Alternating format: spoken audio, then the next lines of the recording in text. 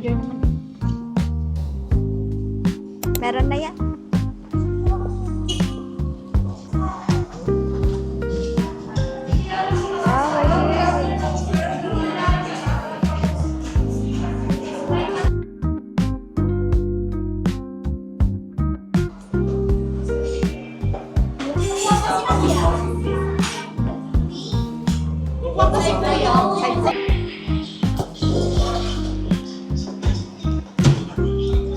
Guys, may nagpe-picture dito, guys. Interview natin. Hello po. Nandito po tayo ngayon.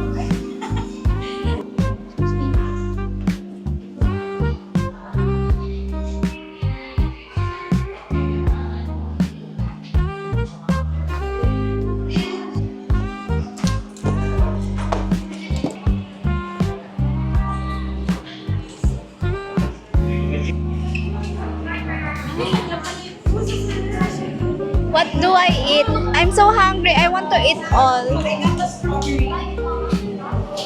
Parang ang konti niya na.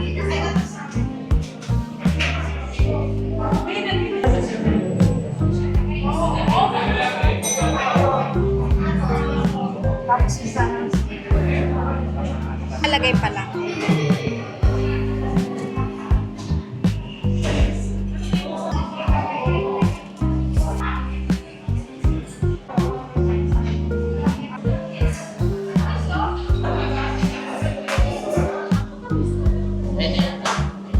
How about the cookies and cream? Oreo. Tiramisu. They have this so cute. 7 drinks. Guys, so naka 2-5 kami, so we have a chance to win this. Let's see. Guys, this is their spam kimchi fried rice and The cookies and cream. cookies and cream latte.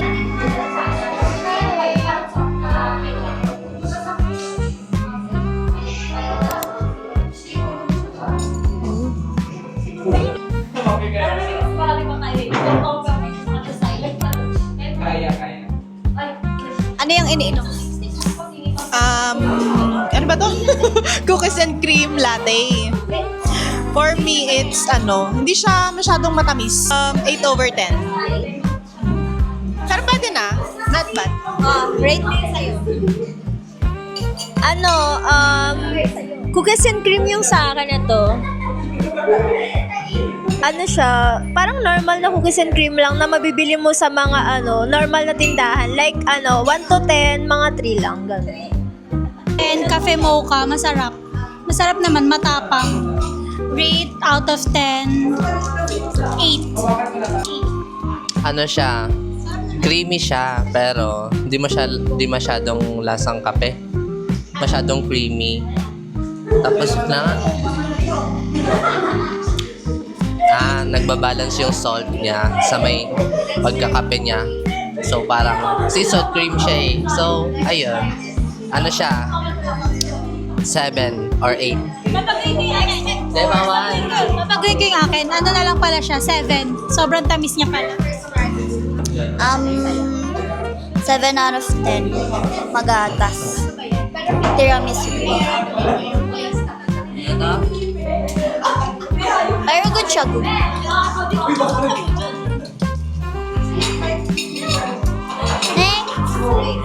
Sa akin, I've ordered sea salt latte. So, I think it's 8 out of 10.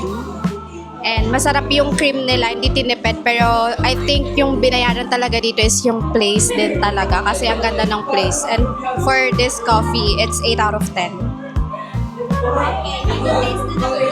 Did you taste na the kimchi? You rate? Ano nga pala to? Kimchi fried rice. For me, maanghang siya eh. 9/10. This is mine, no? The iced cafe mocha. I'll rate it 6/10 lang. It's 240. Tapos ang mahal. For the lang talaga siya, for the aesthetic. So, yan.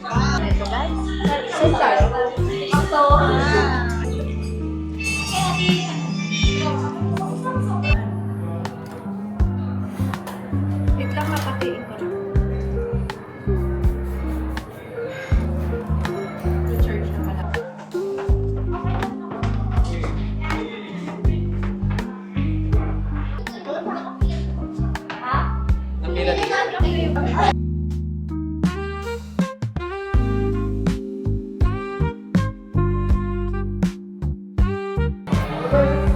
na. Vlog take ko.